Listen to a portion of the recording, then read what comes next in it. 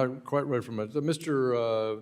Downing, gentleman from Montana, you recognize to strike the last word. Mr. Chairman, I move to strike the last word. You're recognized for 5 minutes. Thank you, Mr. Chairman. Given the SEC's actions under previous administration, it is abundantly clear the Commission is in desperate need of reform.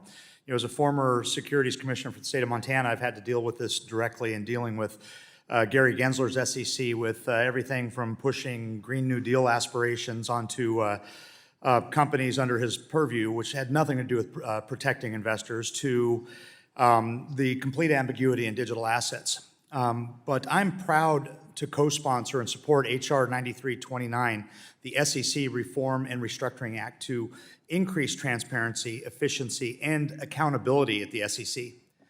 Specifically, this legislation will improve the SEC's cost-benefit analysis on proposed rules and establish a minimum 60-day comment period to allow for adequate industry stakeholder feedback.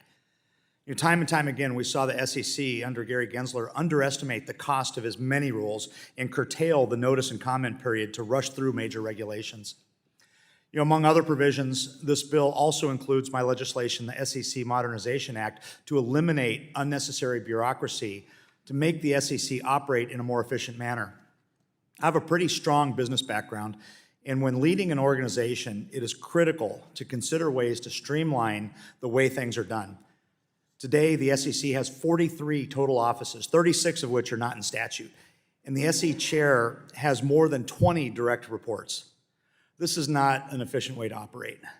So my legislation directs the SEC chairman to review the organizational structure of the commission and ultimately to consolidate the number of offices and direct reports to the best extent possible.